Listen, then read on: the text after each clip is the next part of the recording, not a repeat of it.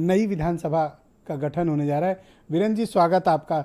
ये पिछले 48 घंटे से जो तूफान मचा हुआ है ना, ये अकल्पनीय है उत्तर प्रदेश के भीतर। आप बताओ, आपका अनुभव क्या कह रहा है, और आज दिन भर पावर कॉरिडोर में और अपोजिशन के कॉरिडोर्स में क्या चलता रहा? ब्रजेश जी, एग्जिट पोल पर तो बहुत सारी बातें हो चुकी हैं, कोई सच मान रहा है, कोई झूठ।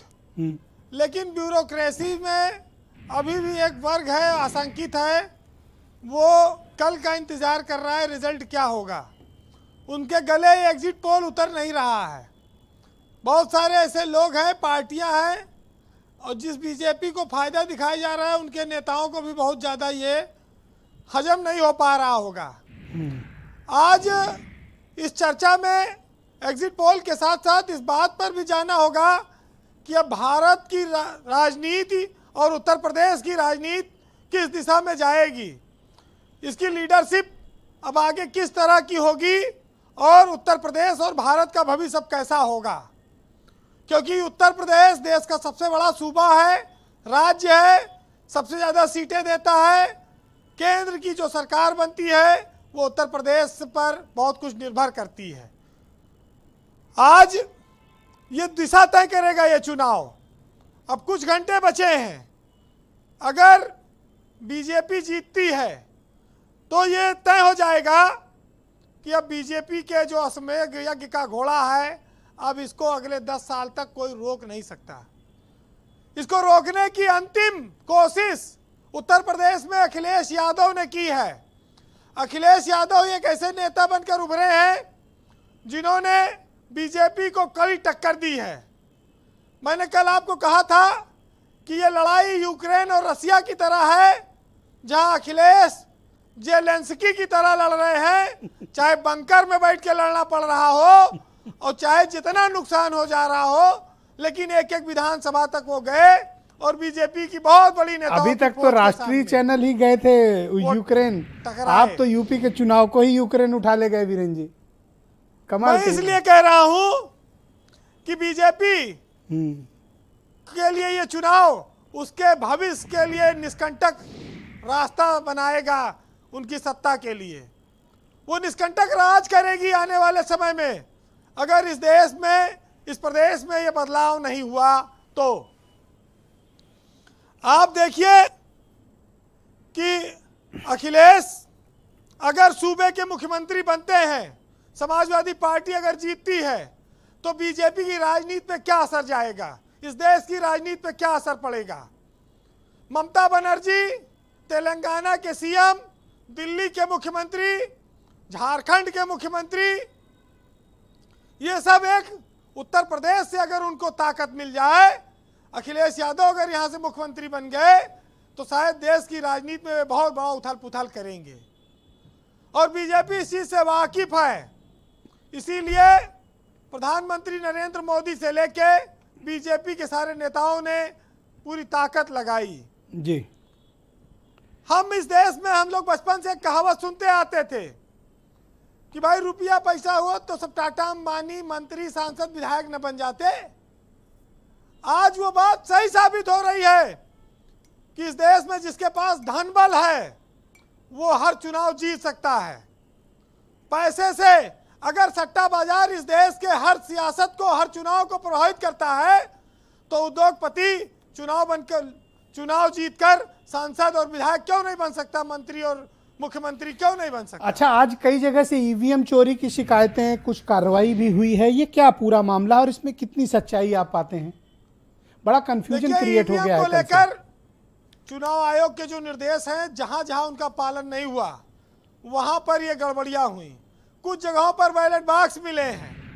ये अधिकारी ऐसा काम क्यों करते हैं जो चुनाव की शुचिता पर सवाल खड़ा हो।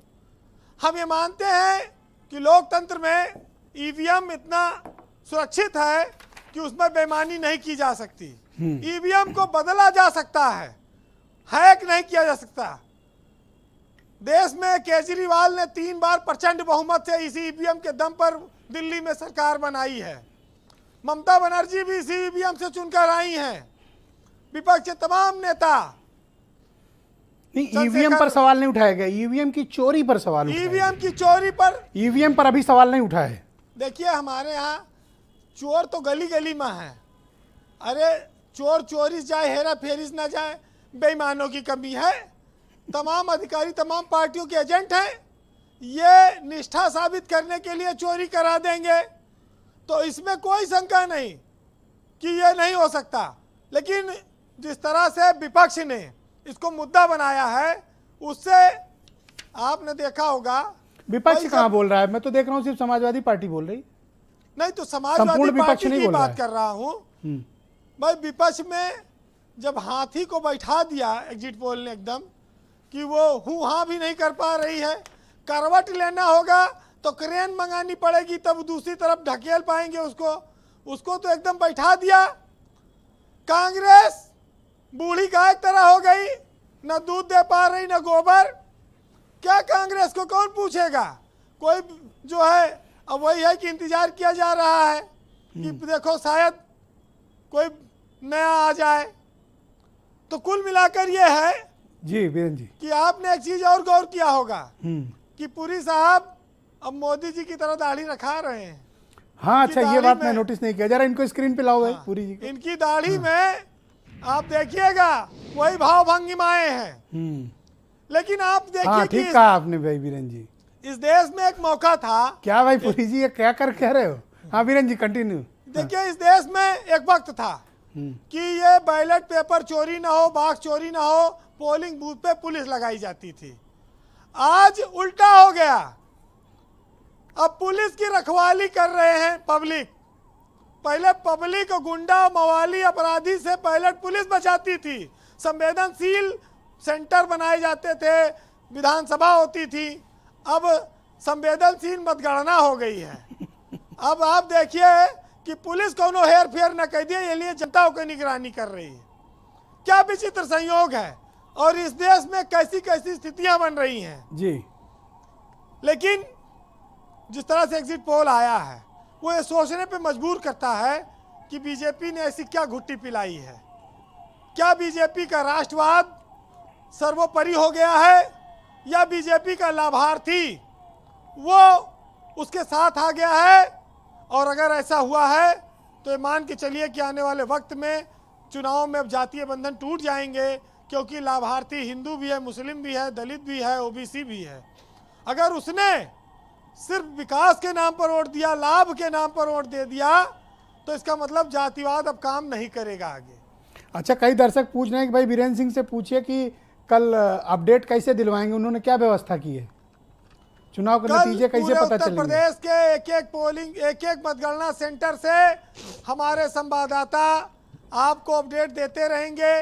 300 से ज्यादा बड़ी फोर्स हमने लगाई है।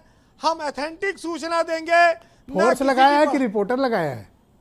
ये भी एक सेना है। अच्छा अच्छा, जो जनता को इंफॉर्मेशन उपलब्ध कराती है, ऑथेंटिक उपलब्ध कराती तो है। सबसे पहले देंगे आप कल नतीजे? मैनिपुलेटेड नहीं, अच्छा अच्छा, किसी को ओके। बढ़त नहीं दिखाएंगे। सही सही जो बताएंगे। सत्यता होगी वो बताएंगे इस प्रदेश की जनता को, जो उसका हक है। भाई सब जब एक ही करवट सोए रहे हैं, जब पूरे कुएं में भांग पड़ जाए तो कुछ लोगों को तो आगे आना पड़ेगा, जी, सच्चाई के साथ रहना पड़ेगा। तो कल आपकी फोर्स देगी मतलब अपडेट पहले?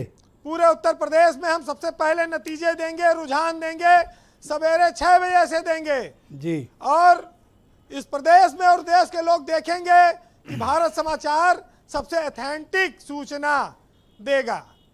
जी, लोगों कंक्लूड करें जी। को भारत समाचार पर बने रहना है।